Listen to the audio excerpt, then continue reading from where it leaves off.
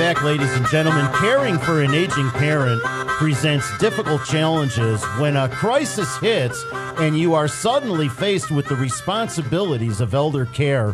Whatever the situation, you are not sure of the next step or even the first step. And joining us now is David Horgan. David is an award-winning medical educator, promoter, filmmaker, and writer. David's 20-year experience includes writing and producing educational materials for elders and their families. He has produced more than 100 interactive medical CD-ROM programs, as well as national broadcast work with MTV and VH1. He also produced the opening for the NBC television show, The Fresh Prince of Bel-Air, featuring Will Smith. David is co-author with Shira Block. The book is When Your Parent Moves In, Every Adult Child's Guide to Living with an Aging Parent.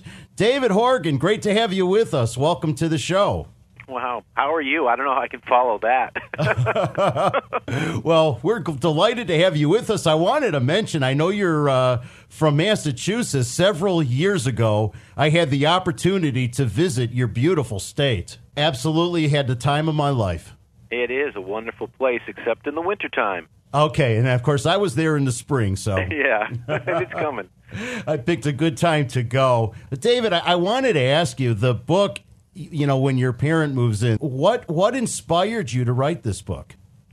It was probably about 6 years ago that my wife at the time came to me and said, listen, I don't think my mom can live on her own anymore. You know, she's not in good health. And, you know, what would you think about her moving in with us?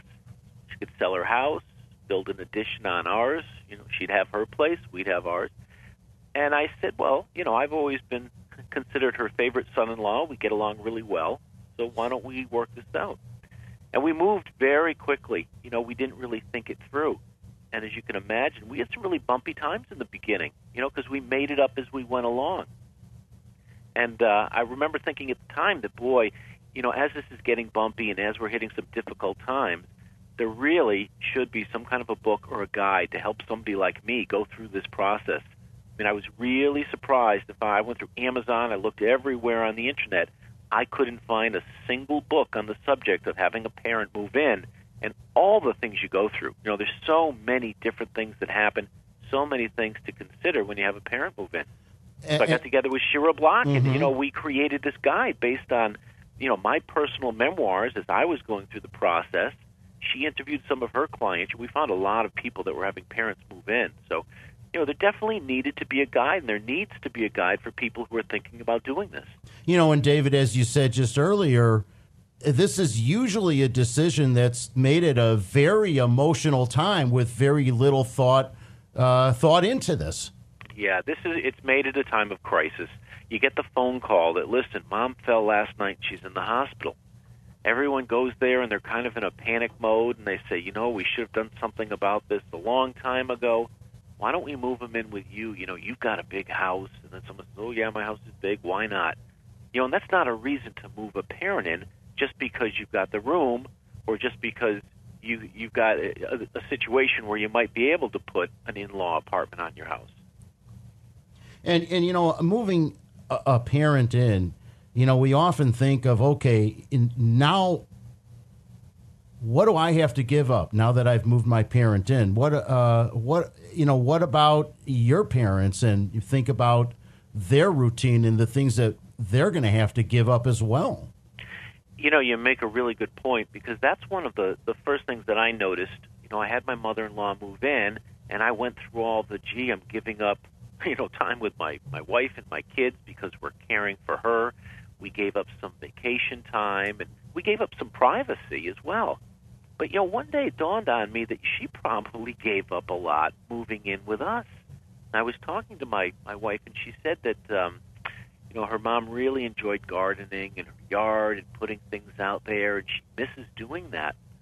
So I got together with my computer, and I kind of printed up this official deed to the backyard. And I said, you now own the backyard. You can do anything you want with it. I'm in charge of mowing it, and that's it. You know, we really had this nice moment between us. She understood that I was really taking a good look at what she gave up, And it was great for the relationship. It was great for us getting along with each other because it kind of put us on an even keel. And you know, David, we're coming against this commercial break, so I'm going to ask if you could hold over with us. Ladies and gentlemen, more on the other side with David Horgan. The book is When Your Parent Moves In, Every Adult Child's Guide to Living with an Aging Parent. And we'll talk more about making exceptions for your parents and the things that they have to give up as well. We'll be right back. Don't go away.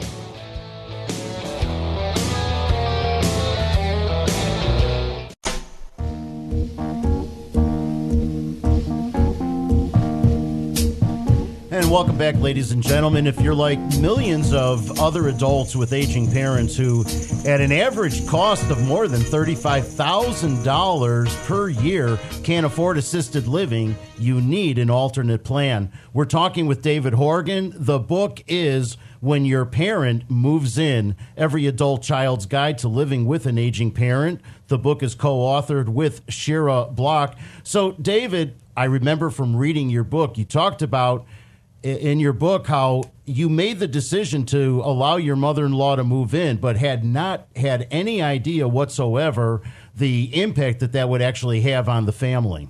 Right. Chapter 3 is called Expect the Unexpected.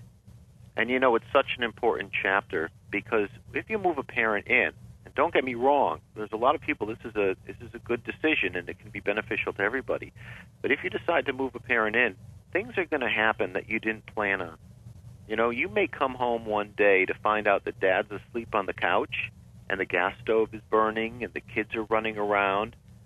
And that tendency is to just kind of blow up and, oh, you could have killed us all. And, you know, there's that old saying that once the toothpaste is out of the tube, you can't put it back in again if you say some hurtful words. So that's why we put that chapter in the book, so you can really go through some of these scenarios and know what to expect and be prepared how to react when something happens that you didn't plan on. You know, you put a quiz in your book. There's actually a couple of them there. I thought that it was some great questions, and maybe perhaps I could go over one or two of the questions that I saw in there that I thought were really interesting. But one had to do with guilt, and that is that, well, I have no choice. I have to move my mom or dad in. I mean, What else am I going to do? Yeah, and of course, a lot of us feel that way. I mean, look, mom and dad raised me. Now they need me. Why wouldn't I move them into the house? But what if you've got 3 kids running around and you've got a busy career and you can't be there all the time? What if it turns out that it's not the best thing for them? You're making this decision out of guilt and not making a practical decision based on the way that you live your life and they live theirs, and do the two go together? And is this going to work? I mean, that's the reason I got together with Shira Block and we wrote this book, because we realized there needed to be some kind of a guide to help people get through and understand all the things involved. I went on the internet and I looked for resources. I would find these 2-page things saying, make sure you do this, this, and this. And living it, I knew there was so much more to this process than just a couple of pages of bullet points. And David, how does somebody set boundaries? Because you do talk about that in your book as well, and I think that's so important. Boundaries do have to be set. You don't want your parents to be guests in your house. That's it. And boundaries, that's probably the most important word, because we're uncomfortable talking about them, but we all need them. We may not want mom or dad to have dinner with the family every single night. We may not want to all hang out in the living room watching TV every single night. And it's hard to have those kind of conversations. That's why I say that if someone is thinking about moving a parent in, buy 2 copies of When Your Parent Moves In, give one to your parent, and you read one. And that way you can go through and know that they are reading the same thing that you're reading about how much privacy you need, what kind of boundaries need to be established so that everybody's lifestyle is getting respected. You know, David, I have to share with you, my mother is in from out of town, and she's here visiting the